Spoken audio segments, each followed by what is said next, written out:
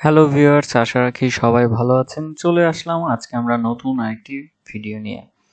আজকে আমরা ভিডিওতে বেসিক্যালি আলোচনা করব যে মার্কেট আগামীতে বড় আকারে উত্থান হতে যাচ্ছে কিনা, তা নিয়ে বিস্তারিত আলোচনা থাকবে পুরো ভিডিওটি জুড়ে। আশা করি আপনারা ধৈর্য সহকারে পুরো ভিডিওটি আমার সাথেই থাকার চেষ্টা করবেন। এবং আমরা জানি যে শেয়ার বাজার ঝুঁকিপূর্ণ জায়গা, তাই জেনে বুঝে বিনিয়োগ করার চেষ্টা করুন এবং এখানে কোনো ধরনের বাই সেল নির্দেশনা দেওয়া হচ্ছে না। চলুন এবার আমরা মূল পর্বে শুরু করি।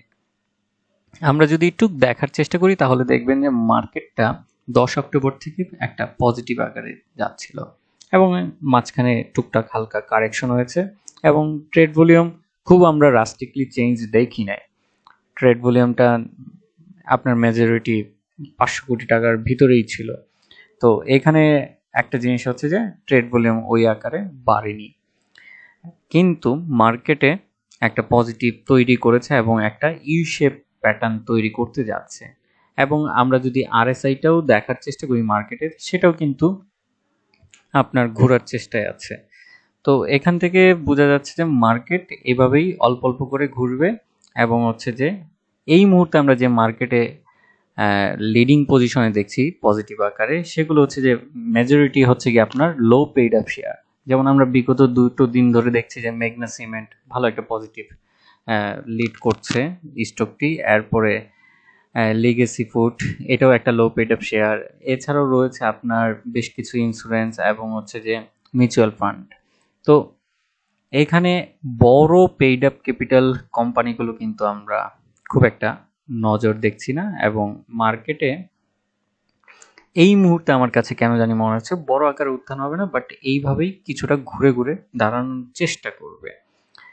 এটার মূলত কারণ কি দেখেন, আমরা যদি সাধারণ বিনিয়োগকারীর কথা চিন্তা করি অথবা হচ্ছে যে বড় ইনভেস্টর গুলোর কথা চিন্তা করি, এই মুহূর্তে কিন্তু বড় আকারে ইনভেস্টমেন্ট হচ্ছে না। তো এই বিনিয়োগটা না হওয়ার কারণে কিন্তু ট্রেড ভলিউম কিন্তু আমরা খুব একটা ভালো অবস্থান দেখতে পাচ্ছি না। অ্যাজ এ মার্কেট সাইজ হিসেবে ট্রেড ভলিউমটা খুব কম হচ্ছে।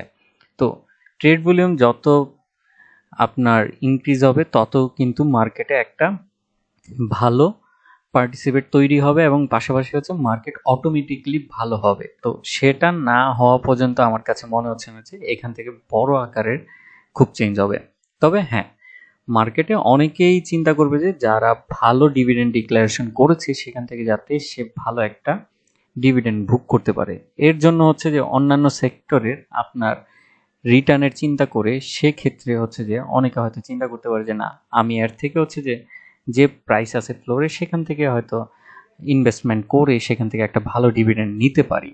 তো এই হিসাব করে হয়তো অনেক বড় বিনিয়োগকারীরা দেখা যাবে যে অন্যান্য সেক্টরের যে ইনভেস্টমেন্ট করলে তার রিটার্নটা সেটার তুলনায় আপনার এইখান থেকে হচ্ছে যে ভালো আকারে ইজিলি সে ডিভিডেন্ডটা ভোগ করতে পারবে। এবং আমরা দেখছি যে অলরেডি এই মার্কেটে কিন্তু মেজরিটি এবার কিন্তু যারা ডিভিডেন্ড ডিক্লারেশন করেছে ক্যাশ ডিভিডেন্ড নিয়েছিল। তো এটা মার্কেটের জন্য খুব একটা ভালো দিক। আরেকটা দিক হচ্ছে যে মার্কেটে মেজরিটি শেয়ার কিন্তু আপনার এখনো অনেক লো প্রাইসে রয়েছে।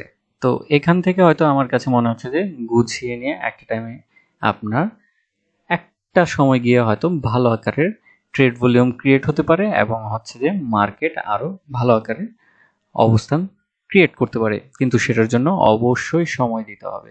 তো আমরা মার্কেটের ওভারঅল যদি একটু সামারাইজ করি তাহলে দেখা যাবে যে মার্কেট এই মুহূর্তে খুব বড় আকারের চেঞ্জ হচ্ছে না, কিন্তু এই ছোট ছোট পজিটিভনেস মার্কেটকে একটা টাইমে গিয়ে এনে বড় আকারের পজিটিভের দিকে নিয়ে যাবে।